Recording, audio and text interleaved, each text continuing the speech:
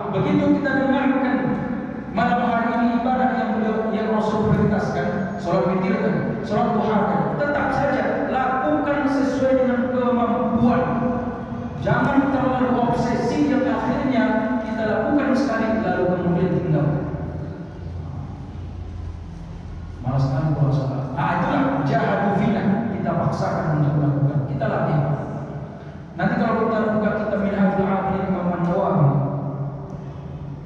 memang seolah-olah tiap hari ini kita sedang berperang dengan nafsu. Dan nafsu itu tidak mau kalah. Sekali dia kalah, dia lahir lagi. Dia berupaya lagi. Jadi Imam Ghazali sampaikan, setiap waktu kita harus berjuang untuk mengalahkan dia agar kita bisa jihad bersungguh-sungguh untuk mendapatkan ketaatan tadi. Jadi sholat duha berapa rakaat tadi Pak? 2 rakaat paling sedikit. Kalau mau 4 rakaat silakan. Kalau mau 8 rakaat silakan. Sholat witir dikerjakan 1 rakaat boleh. 3 rakaat boleh. Boleh tidak saya kerjakan 3 rakaat sekaligus? Boleh. Caranya bagaimana? Tidak lagi ada tahiyat awal. Tapi mana lebih bagus antara 3 rakaat 2 1 daripada 3 langsung? Tetap saja yang paling bagus itu 2 1. Jadi 2 kali salam 3 rakaat. Kenapa? Alasannya sederhana saja. Dalam kitab Muhtaj, apa itu? Kalau dilakukan 2 kali salam, kan ibadahnya bertambah, salam tadi itu bertambah, tahiyatnya bertambah, jadi menambah kualitas ibadahnya, tentu menambah pahalanya. Itu saja alasannya. Kemudian sholat witir itu hanya dikerjakan pada malam hari, tidak ada di siang hari. Kenapa saya pertegas? Emangnya nggak tahu kami misalnya ada ternyata orang yang nanya seperti itu Pak?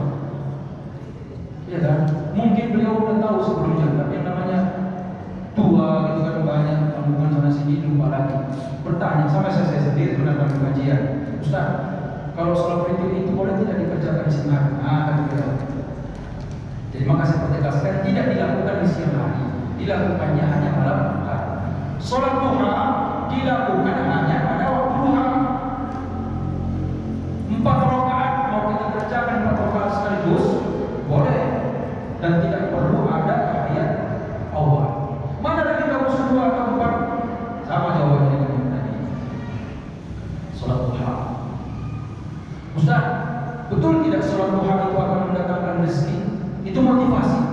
Kajian kita ini tidak selalu mengharapkan ganjaran.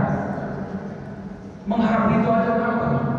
Kalau Allah sudah meridhoi apa yang kita harapkan, apa yang kita inginkan, apa yang kita hajatkan, Allah beri. Nah ini Allah hanya sampaikan jahadu fina. Siapa yang bersungguh-sungguh, lana dia tahu surga, akan kami tunjukkan jalan menuju surga. Kalau sudah dapat surga apa lagi mau dicari? Jadi maksud saya, tak usah hitung pahala lagi, tak usah hitung pahala lagi Pak. Laksanakan aja dulu. Nanti begitu ditawarkan pahalanya sekian, sekian, iya, dikerjakan nggak dapat, akhirnya bosan. Banyak orang seperti itu. Contoh yang tadi surah Al-Waqiah, 40 hari tidak pernah putus dia baca Al-Waqiah. Hari ke-41 makin banyak hutang.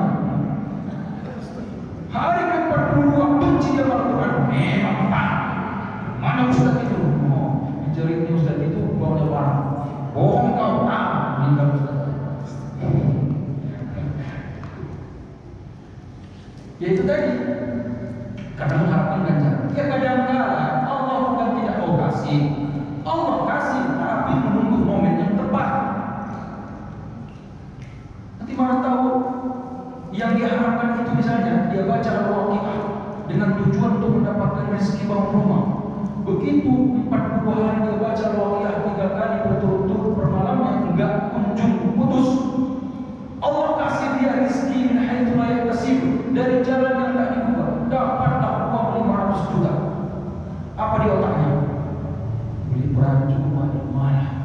Nah, ini dengan beli rumah. Demikian yang lain-lain enggak tepat nih orang, enggak layak. Ujung-ujungnya nikah lagi juga banyak. Iya. Pak Agus juga kalau lagi doa Tuhanku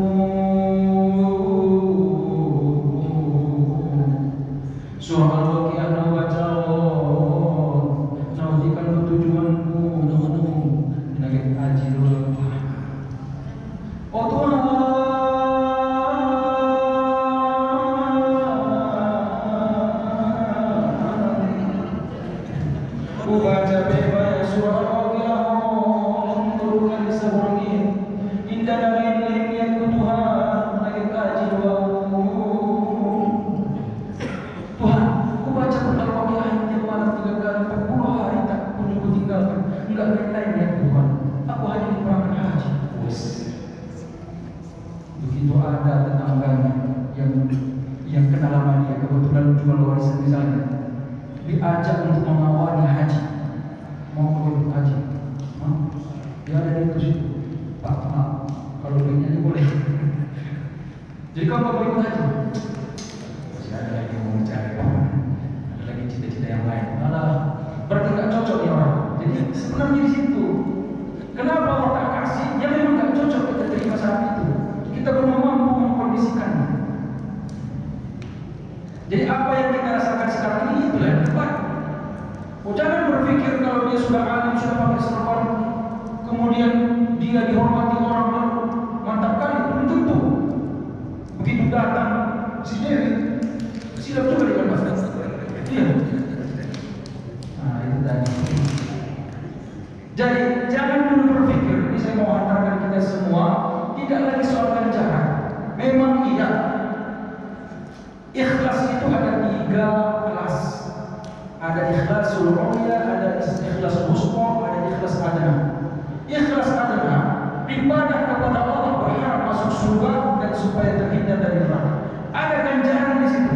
Memang ikhlas disebut. Kategorinya masih ikhlas, tapi berharap surga. Janganlah di situ-situ aja, tidak. Yakin saja kalau soal surga, insya Allah la yahdiyannahum subulana. Allah tunjukkan jalan menuju surga selama kita bersungguh-sungguh untuk beribadah kepada-Nya. Udah, insya Allah soal surga Allah kasih selama sungguh-sungguh ibadah kepada-Nya. Terus apa yang kita cari? Naiklah ke kelas kedua, al-wusta. Mengharap ridha Allah Subhanahu wa taala. Naik ke kelas yang paling mulia. Melakukan status kita sebagai hamba, mengerjakan ibadah itu hanya untuk menunjukkan bahwa kita adalah hamba Allah, bukan yang lain. Mau dikasih surga, mau dikasih neraka, bukan urusan kita. Tuhan, aku ibadah kepadamu hanya untuk menjalankan statusku sebagai hamba. Kau ciptakan aku untuk ibadah, ya udah aku lakukan ibadah. Rabi'atul Adawiyah mengamalkan ini. Malah perempuan pula yang dituliskan sejarah pelaku ibadah dalam ikhlas kuliah, ikhlas yang paling tinggi. Oh Tuhan, ibadah beliau butuh bermindiani indah bina berharap seluruh indah bina maliyatun aku ibadah beliau on makanya jauh cinta kau dunia. Ya karena memang itulah diciptakan Allah kita di dunia. Itu kira-kira sama tidak kita? Nah itu tadi. Ada kelas orang yang ibadah berharap dengan ibadahnya Allah berikan kehidupan yang baik di dunia. Tidak masalah, ikhlas juga. Ada orang ibadah karena berharap agar dihindarkan dari mara bahaya. Ikhlas juga. Boleh juga. Misalnya kita rame-rame ke masjid, apa tujuannya? Supaya kampung kita aman dari mara bahaya, supaya tidak kena banjir, gempa, kebakaran, atau semua bahaya. Jadi kita berbondong-bondong untuk ibadah menghindarkan itu. Boleh tidak Ustaz? Apakah niatnya itu adalah ikhlas atau ikhlas? Masih ikhlas, masih boleh itu. Tapi paling adana, ya naik kelas. Makin tua kita kan makin gak banyak yang kita harapkan di dunia ini kan. Apalagi yang mau kita harapkan di dunia? Diundang makan pun masih bisa kita mikir untuk mau diundang itu. Ya kan? Apalagi usia 70, ada sih 70 tahun kan. Kalau diundang lah dia untuk makan kambing, ya kan? Masih mau ya? Masih kan? Masih sanggup. Alhamdulillah 70 tahun masih sanggup ya kan? Pulang-pulang ke rumah baru restoran. Ya, artinya waktu udah pilih-pilih makan kita nih. Kalau Allah kasih semua itu udah gak sanggup lagi. Memang ada di aman. Kalau saya tonton sebenarnya, Bapak Ibu kalau mau tonton vlog atau YouTube atau Facebook itu si Jo, ya kan, suka ya, Johatta. Itu kita belum ada ongkos ke Yaman, diulankan kita untuk mengetahui Yaman. Kita belum ada ongkos ke Syria, dia ulankan kita menuju Syria. Dan apa yang ada di Syria itu dia udah bahas. Rata-rata saya perhatikan hancurnya dinasti atau hancurnya kerajaan Islam dia karena terlalu rakus terhadap jabatan. Dia udah nggak tahu lagi tujuan dia mau apa untuk memimpin. Dia pikir pemimpin itu mengumpul harta, mengumpul kekuasaan, bukan untuk mencari kesejahteraan. Tumpang juga. Nah itu yang dijelaskan Joy Hatta. Saya mempromosikan dia dapat untung, tidak masalah. Kita dapat ilmunya. Ya kan Pak? Nanti tengok video itu Joy Hatta. Lupa saya jadi apa kasus kita tadi. Ya, tak semuanya yang Allah mau kasih itu bisa kita nikmati. Kenapa dia makin tua kita ini? Apalagi yang mau diharapkan kalau udah tua? Banyak orang yang kemudian Bapak, Ibu juga tahu itu. Tua dia besar, beli rumah 2 tingkat, 3 tingkat waktu muda. Kenapa? Dan nggak sanggup lagi ke atas. Anak menantu datangnya sekali setahun, tinggal di rumah sendirian, sama pembantu dibayar orang. Pembantu ini yang habis kerja dia main HP. Apa yang dia dengar cerita aja? Ya Allah, itu besarnya rumah.